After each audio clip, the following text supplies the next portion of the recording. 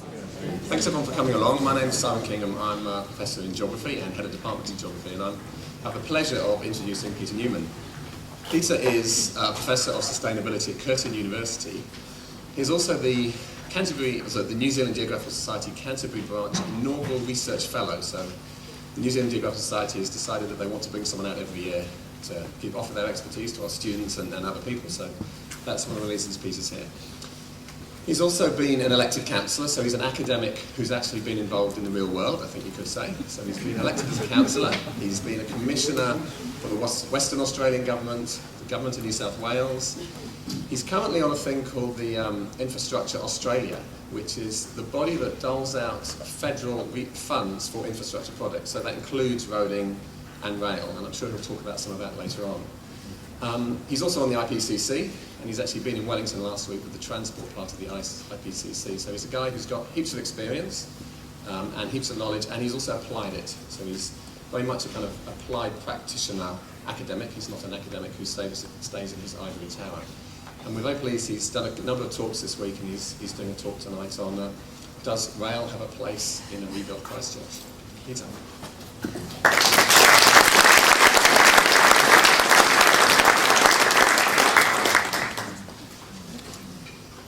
Thank you very much, and I do think it's quite symbolic to be here in this space, because this is the first few days that this space has been revitalised, rebuilt for the new Christchurch. It's risen out of the ashes. It was a space that wasn't used effectively, and so in the rebuild of the university, it's got a new function. So I'm very pleased to be part of that revival, and I'm also very pleased to be back in Christchurch. I've been here 9 times now. Started a long time ago talking about light rail, and it was a little glimmer of possibility back then, and now distinctly more on the agenda.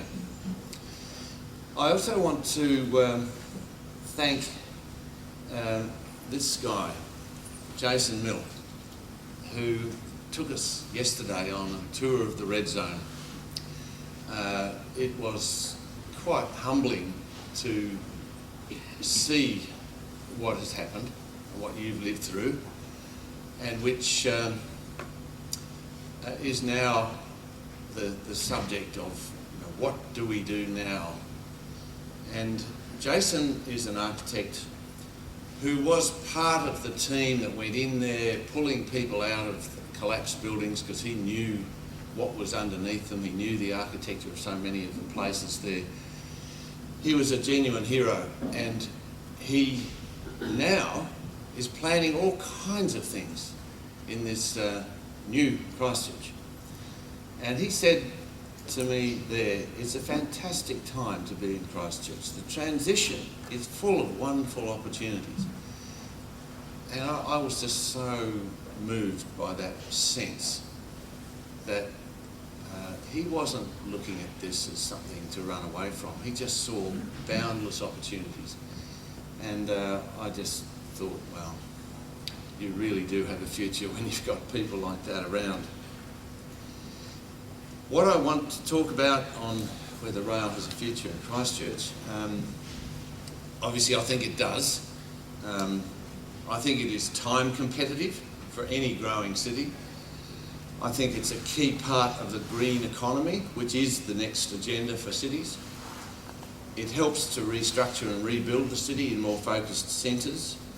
It enables the city to create more walkable and cycle-friendly areas that are more competitive and attracting capital, and it is cost competitive. Now, if you can all go if you want. That's the lecture. Perhaps I need to illustrate it. It's time competitive. Now, there's an interesting theory in transport. It's called the travel time budget. Cesar Marchetti was a physicist who was one of the first to discover that every city in the world had the same travel time budget. And it was around about an hour, a bit over an hour. The average travel time for people in any city, whether it's Bangkok or Brisbane or Budapest. And it essentially is based in, he bases it in the biology of people, that you like to have some gap between home and work, but you get pretty angry after a while if you're stuck in traffic, or if you find yourself going past the time that you would put in the travel time budget. And some people have a very short 15 minutes as maximum. Others will go for an hour and a half. But the average is an hour. And what that means is that cities are based around that, because transport structures the nature of the city. And if you have very fast transport, then that means the city can spread out. If it's slow, then it tends to be compact so that people can get everywhere they need to in that short time. So the city is 1 hour wide is a phenomenon that you can now trace. We've done that in our book, Sustainability in Cities, which came out in 1999, was launched in the White House and continues to be a textbook.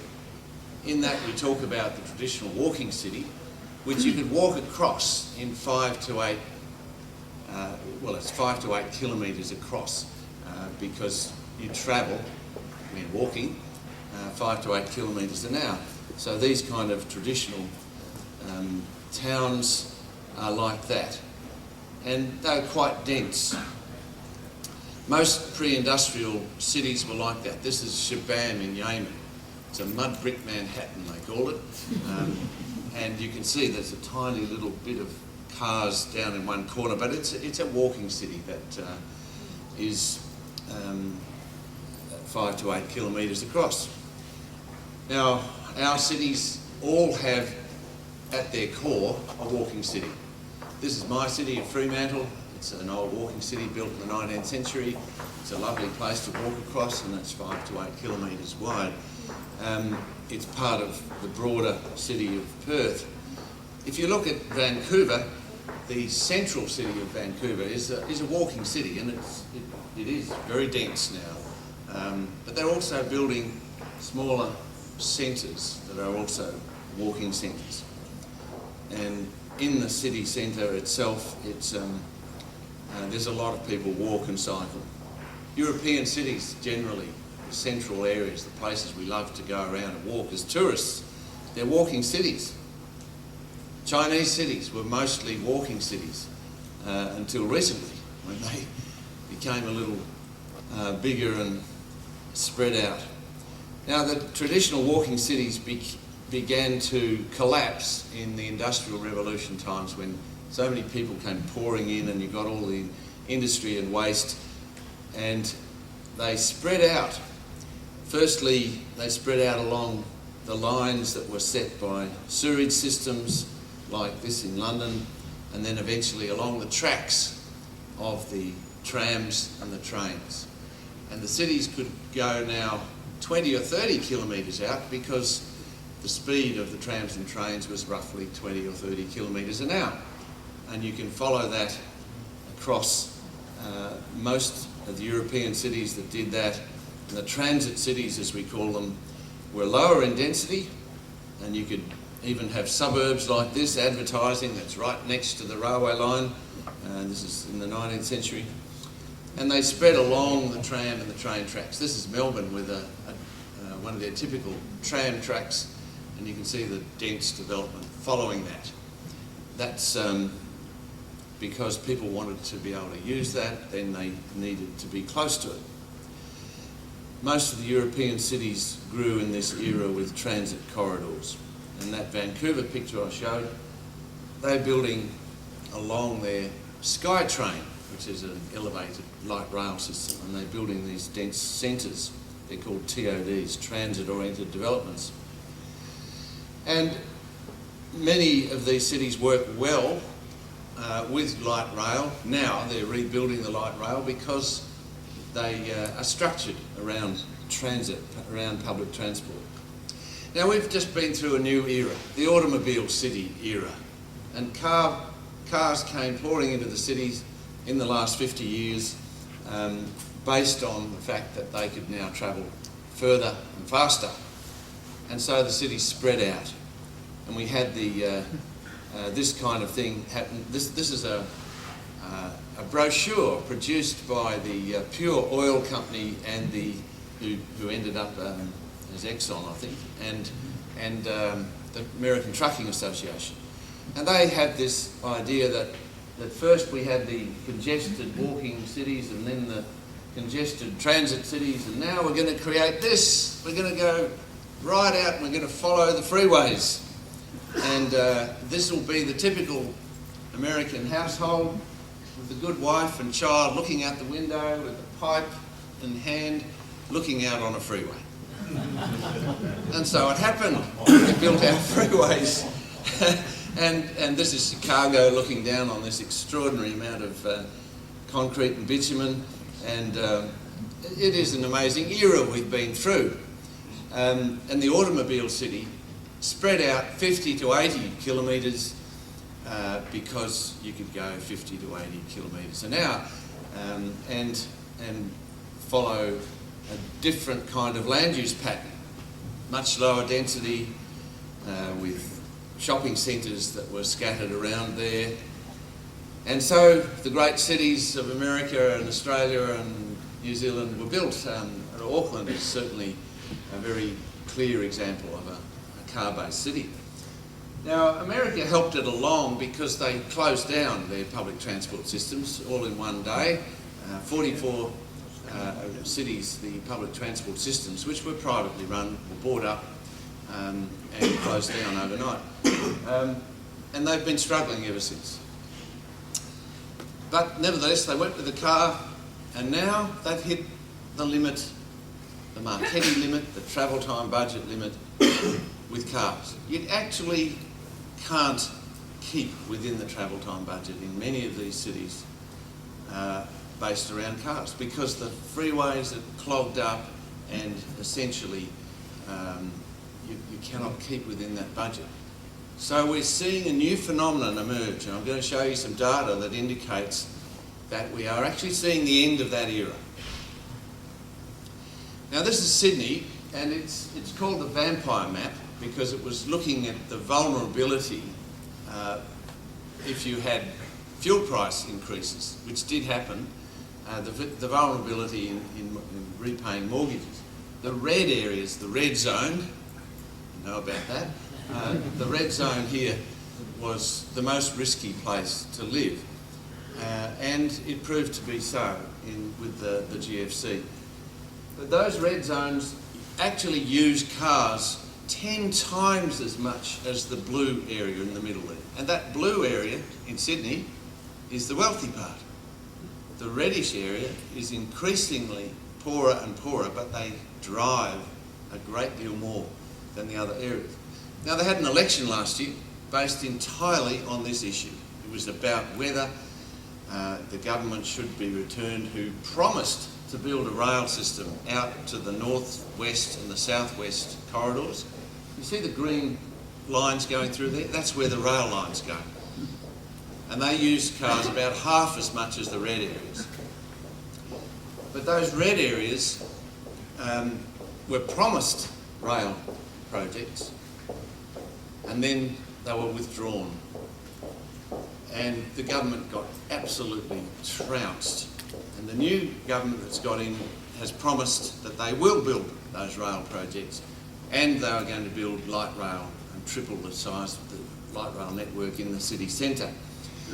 So that's the kind of politics that's happening now, and the politics of Melbourne in their election was similar. It was all about public transport. People no longer believe that you can just constantly build a city around cars. That era is finished. It lasted for 50 years, but we're struggling now to see what kind of new city are we going to have. And there is a worldwide anti-freeway movement that is essentially saying we need better options.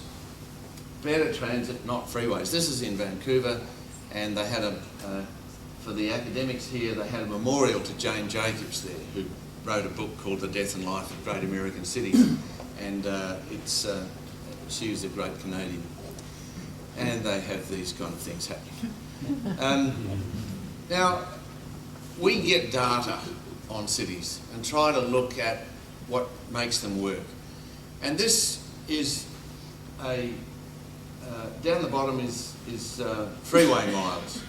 Sorry, it's not quite showing there, and delay. So if you increase the amount of freeway, you should reduce the delay. But it doesn't show anything, does it? Just complete scatter. There's no relationship there between the amount of freeway and the reduction in delay. Some of the cities like Atlanta and Houston and Dallas have the most freeway and the most delay. So it's like it hasn't worked for a while. And you can see why. If you get that many people in cars, you put them in 3 buses or 1 light rail, massive savings in space and of course then in time, because that's pretty congested. And the revival of public transport is now happening globally, based around an awareness of this. And some very important numbers here. A freeway lane carries about 2,500 people per hour. And every time you build a freeway lane, an extra lane, or widen a road, it very quickly fills, doesn't it? That's because it only carries that many people. If you have a busway or a light rail, you can get considerably more. So a light rail can carry 10 to 20,000 people an hour down its corridor. So much more efficient. A heavy rail line can go 50,000. 20 times as much as a freeway lane. So that's why you end up with all this space, and space is so important in a city. You save space, you save money. So American cities are now trying to fight back. This is Phoenix. Phoenix had the worst public transport system I've ever seen. There was just virtually nothing there. And it was a modern city built around the car. Now, this road here, they've taken out 1 lane of traffic and put in a light rail. It goes all the way along there. It was funded from a sales tax that was part of a referendum, so they had to get 70% of the people to say yes. They did. They voted in a tax on themselves, and they built this light rail. And it's working well. Now, if Phoenix can do it, almost any city can do it, because they had no history of public transport. But they obviously wanted to do it, and so you can understand why 100 American cities are now building light rail. The second thing, it is a key part of the green economy, which is the next agenda for cities. Now, this book is one of the most recent ones, Resilient Cities Responding to Peak Oil and Climate Change. It's a very positive book because it tries to show that we are actually going through a transition globally. It's not like only Christchurch is going through a rapid transition. The whole world is. And it's a new kind of economy that's emerging. And it's based around economic wave theory. This is the history of the world for the last 200 years and for the next 50 years, because at each phase of industrial development, we have a boom followed by a bust and a depression. And out of that depression comes a new economic wave, and it's based around particular technologies and particular energy sources. And this one here, I don't know if I've got, this one here, it's got different business models and different transport and city form implications. This is the main one I wanted to see. This one is called the green economy. The next wave, the 6th wave. The wave where we built cities around cars and cheap oil was the 4th wave. We've even had the digital revolution since, which has changed our cities. It's helped to rebuild central cities, particularly the knowledge economy. But we're now going into a new phase. And this new phase will have different kinds of cities. So you're rebuilding a city. You're rebuilding for a future that's emerging globally. And you need to be part of that transition and to help show what kind of city can emerge from it. And what I find globally is that you cannot just base it around cars anymore. So who are the leaders in this new green economy that's emerging? I think you'd have to say that Germany is a very strong leader in it, as is South Korea, and I'll come to that in a minute. But last Monday, we had a seminar in Wellington with the German government talking about their low carbon roadmap for 2050. And they have a commitment with a very clear set of goals to have 80% less carbon. The whole world has to move down that track. But they're going to do it including 50% less car use. They want to halve the amount of car use by 2050. And 100% carbon-free power. And they're also not going to do it with nuclear power. Last year they made that decision to phase out nuclear power. So they closed down 8 nuclear plants last year, they've got 10 to go. And they're going full scale into renewables. And they're one of the great leaders in this. As well as that, they want to reduce by half the amount of energy used in buildings. So it's an amazing vision they have. But they're saying, this is not just because we have to do it or because it's some green agenda. It's because this is the new economy and we want to lead in it. We want our cities to demonstrate this.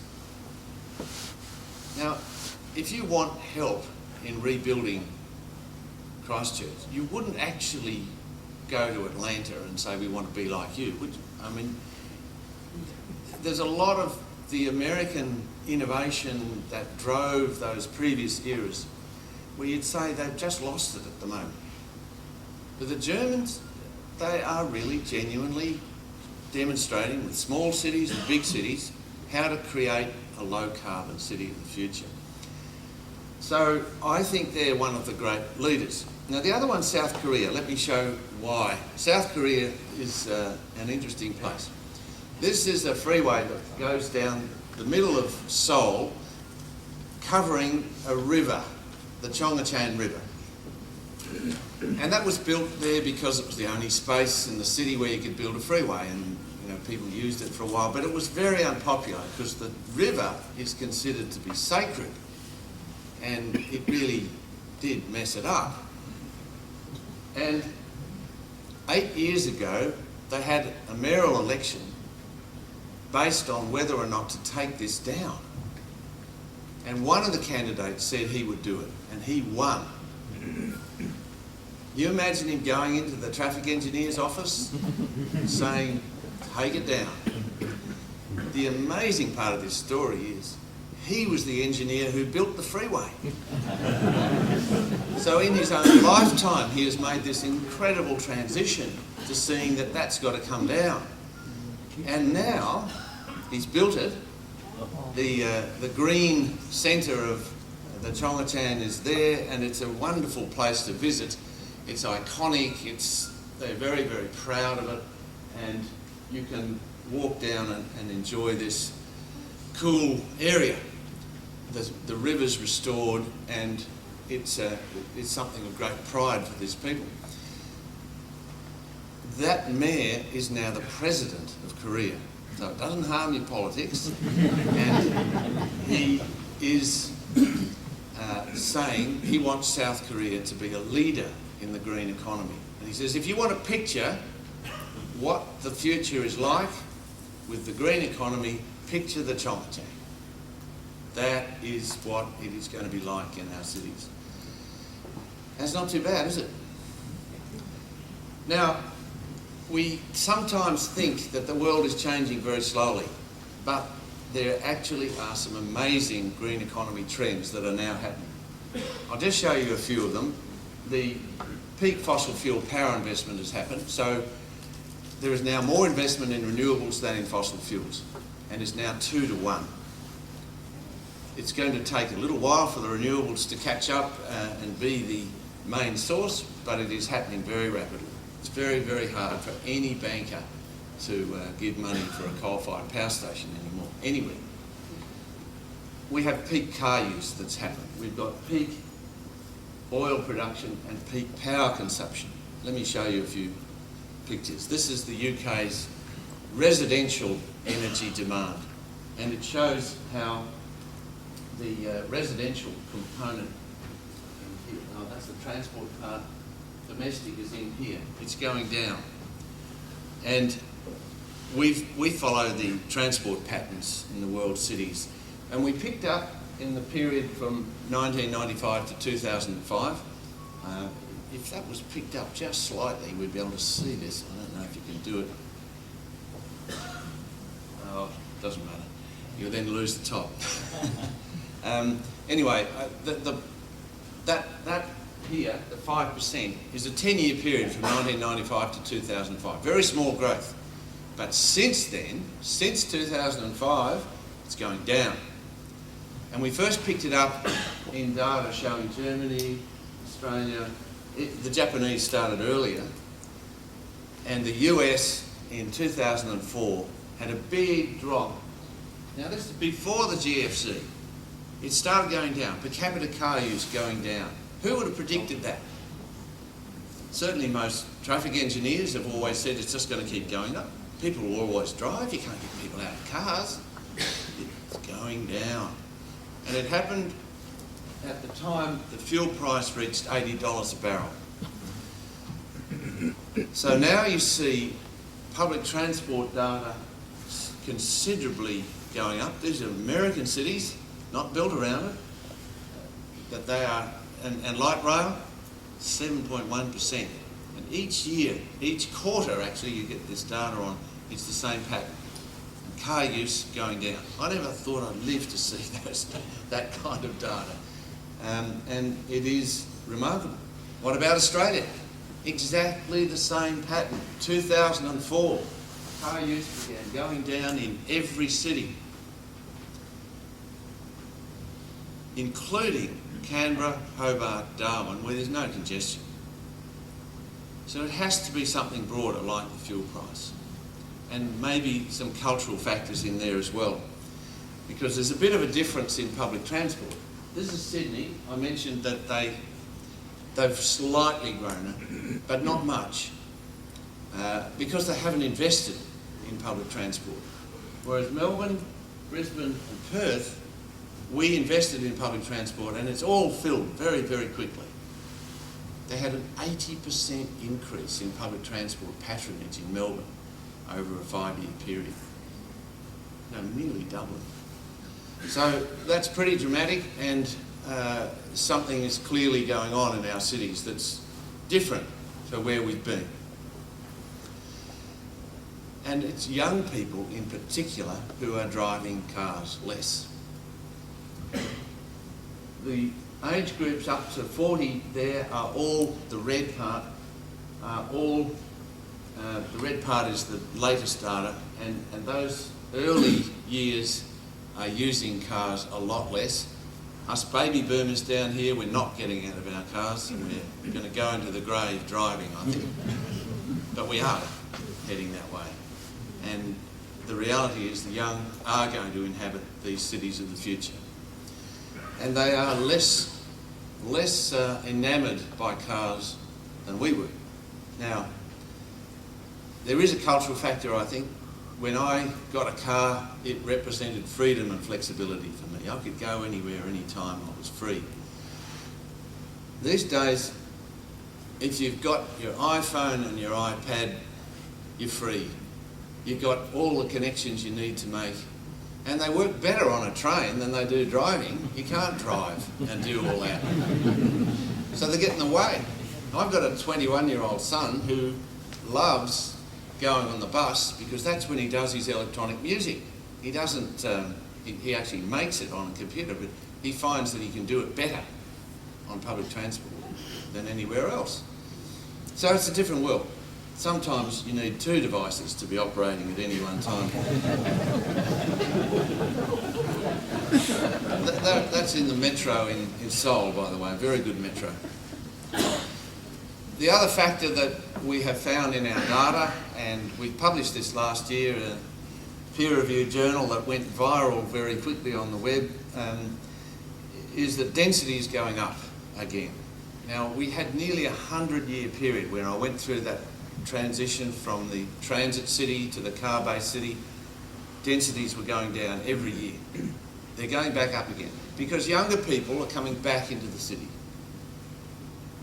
So the opportunities for rebuilding the central city in Christchurch are clearly going to be there. It's not as though there is a trend away from it. Every city in the world, people are coming back in because that's where the action is, that's where the knowledge economy is, that's where so much of the urbanism that they enjoy and are part of is happening. And the other thing is that it's an exponential decline that happens. If you increase public transport along that axis, car use goes down exponentially. It's not as though it's just a simple linear relationship. So you increase public transport a little bit, you can decrease car use a lot. Here's an example of what's happening in one city, Shanghai. An amazing transformation from 1990 to 2010. Extraordinary. And those kind of images we see, and people get upset about it because they think that China's going to consume so much of the resources of the world that we won't have a future.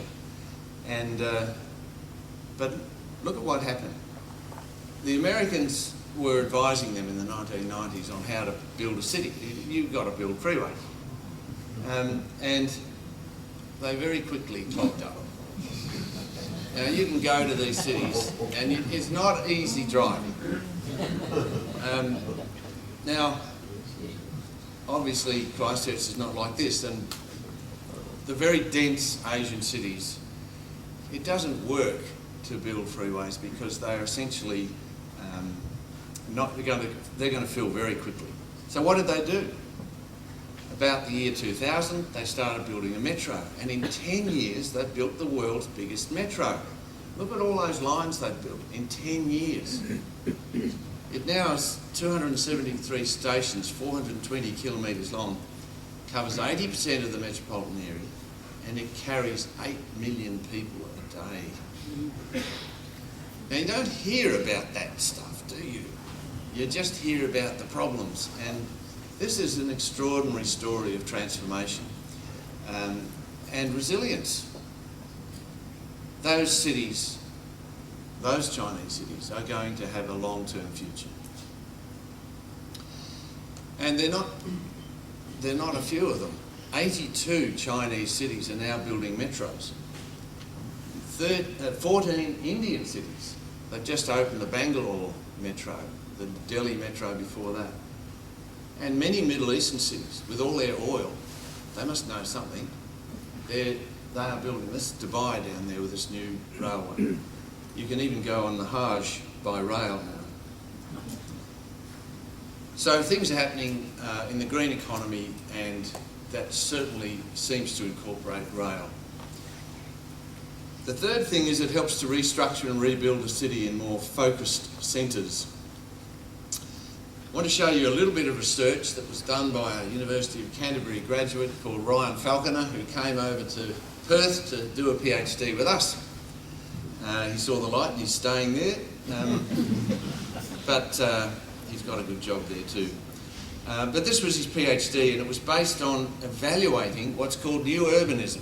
Now, new urbanism was invented in America, and it was designed to try and show, yeah, we've gone too far with the car, we need to get into a different way of building suburbs. And the new urbanists all came to Perth. We were a growing city, we were a boom city actually, and so about 20 of these were built, and those spots are showing where these new urbanist suburbs were built. And the study compared what are called livable neighbourhoods. We took 11 of these new urbanist developments and 35 conventional ones and compared them, and we found that there was virtually no difference in their transport patterns. Because the main thing they did in these suburbs, and I'll just show you the data, here's the data showing them. There's very, very little difference. A little bit more walking. Because what they do is they ban cul-de-sacs, and they have footpaths on every road, and they say they're going to have a little centre there, but they never really happen, the centres. But essentially the density is the same, and there's no public transport, no different to the rest of the suburbs. So they don't work. Now the theory was they were supposed to work because somehow they straightened the streets out. It wasn't enough. So even with what they called permeable streets and footpaths, the car remains king. And the reason was this. They surveyed people in these places and said, how long would it take you to get to work by public transport? The average was 93 minutes. How long do you take to get there by car? 15 minutes. It's a no-brainer, isn't it? You've got to, you won't use public transport, no matter how frequent the bus is. So you do need to do more than that, and to tackle it, you need a high-quality rail system and transit-oriented developments. In other words, you need dense centres for local trips.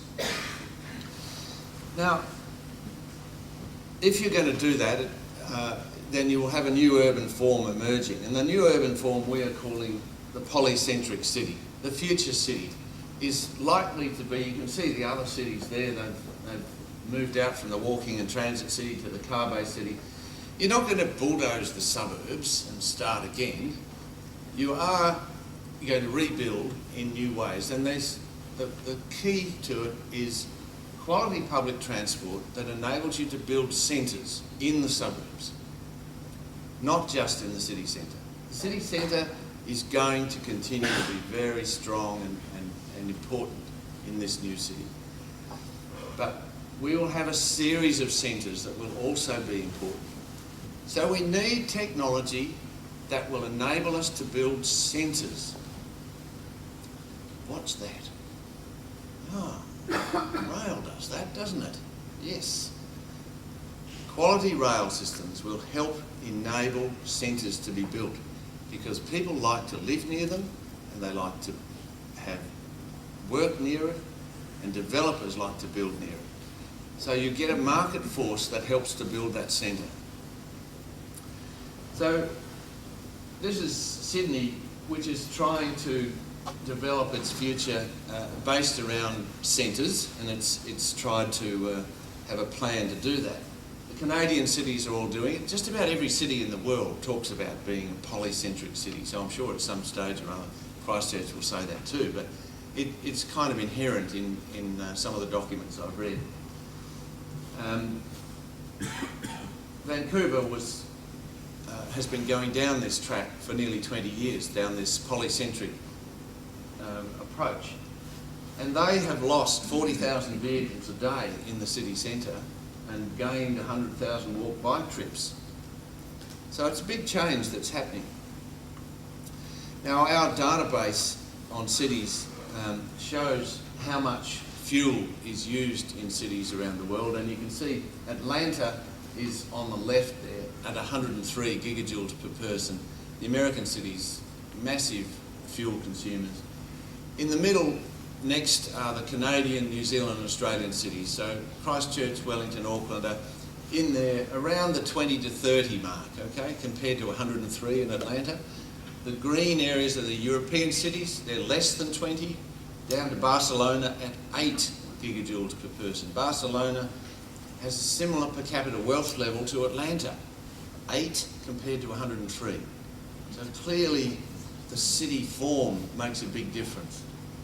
And the new cities of Asia, the Indian and Chinese cities, around 2 gigajoules per person. It's a massive difference in how much fuel you use in a city.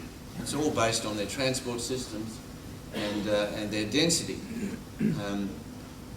So this is Atlanta. It's scattered in its land uses, so it's very, very hard to support that. Barcelona is much denser. Now you can't bulldoze the city and say, oh, we've got to make it like Barcelona, but you can learn from it. And the Polycentric City says, make sure you build reasonably densely in the city centre and in several centres around the suburbs, and then you can have your low density. But if you have those centres that are close to everybody, that's where you'll get good public transport that can link across the city. And density and transport does go together. We've shown that. And it's within the city as well. So this is Sydney's transport. The centre of Sydney has less per capita transport use, energy use than Barcelona. The outer suburbs are like Atlanta. So this is the city centre. And density can be a problem for some people, particularly if you look at it and just aesthetically, but it is very functional in terms of transport. So this next wave, I believe, will be this polycentric city. It does need, to have this work, you've got to have good coordination between buses and rail systems. The rail needs to go quickly, the buses feed into it, and cities that do this and do it well are thriving. Light rail does have a role in it. This is the Bordeaux light rail. You can see it has no overhead catenary because it's got lithium-ion batteries in it which get recharged at stations. This was done for heritage purposes, and the same with Reims. Now, I get asked all the time, compare light rail and buses, please. And there is a difference. They are both important, however. I've spent the last 20 or 30 years trying to rebuild Perth's rail system, and the bus system has grown in parallel with it. They haven't been a conflict in the end, but they saw it as a conflict. The light rail is electric, so it's free of oil and emissions. It's inherently faster, it's particularly with acceleration and deceleration. It has a higher capacity. One of the reasons that you need light rail is when you see bus bunching occur, when the buses start bunching up, and that happens every day in Wellington, for example. It is a more comfortable ride, it's fixed and quiet, therefore it attracts close development. Developers like it because they can build around it and be sure of it being there. It's not like the bus route that's taken away the next day after they've opened their development. And it facilitates this walkable urban design. The costs are similar.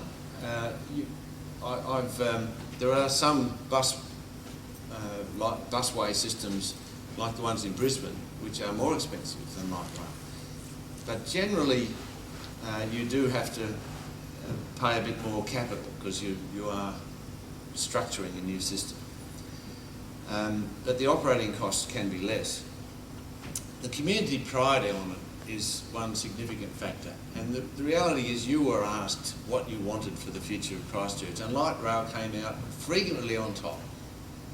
Now I think there's a reason for that. It is something that develops a real sense of pride. And you go to good European cities, or good, even the best parts of Australian cities, they usually have a good rail system at their heart. And because light rail attracts development, it can use value capture, and I'm going to talk about that in a second. Now there are light rail systems all around the world. I've just got a few examples here in big cities and in small cities. Whoops. Some of the small cities like Freiburg, Würzburg, Graz, and some new American cities are smaller than Christchurch. So it isn't necessarily the fact that smallness stops light rail. But let me just explain this centre thing a little bit more. This is Chatswood in Sydney. It's a new suburb, it's in the suburbs, so you can see all the suburbs around it, normal low density suburbs, but they've got a centre there that's quite dense, in fact very dense for our standards. And you can see in the middle there, two 50-storey towers. They were built on top of the station because a new rail line was coming into Chatswood and they needed to rebuild the station. So they gave air rights to that developer and said, okay, you could have that land above the station if you rebuild the station for us. So he did. He built the entire rebuild of the station with a pedestrian plaza, bus interchange, really good rail station in exchange for that right. So land developers can work closely in with rail. This down the bottom there is the Portland tram. The Portland tram, the new part of it, was built entirely with developers' money. There was no government money in it. They structured a new facility that enabled this to raise the money from the developers themselves. So the Pearl District was opened up and redeveloped beautifully and very attractively based around this new tram, and everybody gained. Now that does require density, and density immediately causes people to worry, and they think it's going to look like this. And we have got some pretty awful examples, don't we, of these block towers. But it doesn't have to look like that, and some of our TODs, our denser areas in Perth, look more like that. This is East Perth. Subiaco is another good example. They were guided by government and given a very strong remit to make it look good. And the real estate agent that was asked to assess this when it was in the plan phase, he said, it'll fail. Nobody in Perth will want to live there. Immediately it was built, people flocked to it. Australia's wealthiest woman moved into there. It was an extraordinary success. Now we have a greater demand for apartments than we do for the low density, extreme end of the city kind of development. The fourth thing is that rail enables the city to create more walkable and cycle-friendly areas that are more competitive at attracting capital. The European cities, the small cities like Strasbourg and Freiburg, they built light rail in order to improve their city centres. They wanted to regenerate their economies, and they said, we will do this by using light rail. And it does work. It does bring people into the city. It makes a very important, it is an important contribution to how the city works. It's not just transport, is it? It's something more. It attracts development. Even Houston, a city with virtually no public transport, they're building light rail because they want to revive their city centre. And many European cities have got their old trams, but they're now putting the new ones in as well. And they do enable walkable environments to be built. If you had 60 to 70 cars there instead of that, you wouldn't have a walkable environment. You would have a very car-filled one. But you can create these much more attractive spaces, which is why it's attractive for the city centre. If you want to rebuild a city centre to make it really lively and to attract capital in there, you need a light rail to be part of that. Freiburg's light rail is, it runs on these grassy tracks, and it's very easy to walk across, and it's part of a development at Vauban which is virtually car-free. It has lots of biking and light rail, and when you go there, there are some cars around, but it's essentially full of kids running around the streets. Now there's been studies done on what are called free-range kids versus battery hen-raised kids. If you drive kids to school, they don't take as many risks. They don't develop in the same way as kids who walk to school. This is a study done in London. Well, I reckon the kids in Vauban are feral. They just go everywhere. The leader in the US in this was Portland. They, instead of building a freeway called the Mount Hood Freeway, they took the money and turned it into a light rail, which has been very successful, and it has helped to regenerate their city centre. You can go, it's like a European city, centre of Portland. Around it is a bit more like Atlanta. but there's a few centres that are now developing along the rail line. And this was the Pearl District Light Rail. And it has served to bring young people back to the city. It is a very cool city to live in now. Young people like to be there, to be around that space that was created. Boulder is another city that is a university city, and it's a very walkable city. They've now got a light rail that's being built there. Now, you've had young Gal come to Christchurch. Young Gal is the urban designer who really has shown how to do walkable city centres. He also has worked in all Australian cities, and he's been in Auckland as well. This is what he came up with in Sydney. This is the area he studied in the centre of the city. George Street had this bus bunching effect. All the way down, the buses were constantly bunching up, and it really is an unattractive street to walk down.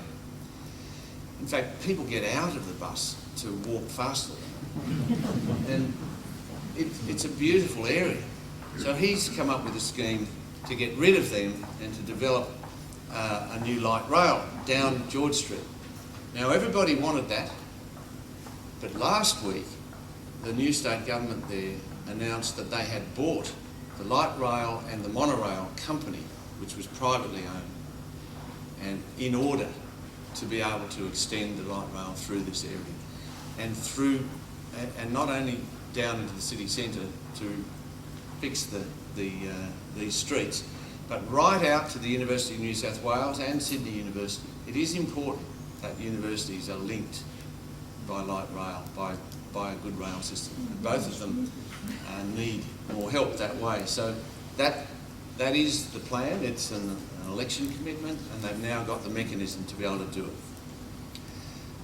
Circular quay. This is not circular quay, but he says this is what St Mark's Square in Venice would look like if you had the circular quay barrier there. So he says, get rid of it. I just like that image. He also designed several cycleways which have been built and are proving very popular. But the great work that he did was in Melbourne. Melbourne has revived its city centre dramatically. And he came in 1994 and then came back in 2004, so you can see before and after. And, for example, the city centre has been revived with some wonderful streetscape work, very walkable. But they've got all these trams. The light rail is extraordinary in the city centre there. It's a great city to visit because of that. But it has revived considerably around things like people living downtown. Look at this. That's the number of people who increased in residence downtown in Melbourne. New street trees, all these streets were covered. So this is the before and the afters here.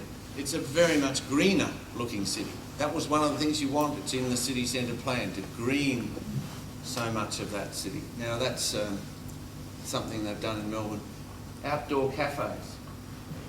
Extraordinary change to see that many opportunities for people just to meet out in the street. So, but you can't do this, and it doesn't happen in car-based centres. You have to control parking. You have to control the amount of people coming by car. You have to provide really good opportunities for public transport if you're going to get this kind of thing happening. And the overall is that they've been able to revive the laneways, and they have had dramatic increases in pedestrian activity in the city, in the daytime, in the evening, and just sitting around in the city. So, 10-year period, dramatic turnaround. It's very hopeful to see that kind of thing happening. And when people get despairing about change, I try to tell them some of these stories. Shanghai, Melbourne, these are dramatic changes in a 10-year period. Finally, it's cost competitive, believe me. First of all, I have said a lot about redevelopment of the city. It's not just about transport. Now, if you build further and further out, and you obviously have to at the moment, and it's going to be a challenge to how to link that into the city. But if you do just build further out, in Australia that costs about $85,000 in infrastructure as a subsidy to every block. It costs about $250,000 per family more over the lifetime of that dwelling, because they need an extra car usually. 4.4 tonnes of greenhouse gases more. Health qualities are definitely improved and more productive, and you get a more productive economy out of it. We've calculated 6% for more walkable environments. Now, you can measure this in any development, and we've been doing this in a range of new developments using this model produced by Kinesis. This is one of our new centres. It's called Coburn Coast, and it is a development with about 20,000 people and jobs south of Fremantle. We showed that you could get 36% less car use than an average development, 23% less CO2, 55% less energy, 75% less water, which is big for us, and 17% more affordable housing, and it only cost $5,600 a dwelling. But the key part of it, all of these things are achievable now. The key part is that light rail link. Now, if that light rail is not built, you won't get those kind of cost-effective solutions, because the densities will not be there. They just won't be able to achieve the same kind of... This is a town centre, sub-centre in the suburbs. Now, I'm on Infrastructure Australia. It was a great surprise to me that activist, academic, to suddenly be put on a committee where you've got $10 billion to give out. I did become more popular than I've been before. And our first range of work that we gave out, it took several years for bids to come in. So we had every city in Australia giving a bid as to what rail, bus and road projects they wanted.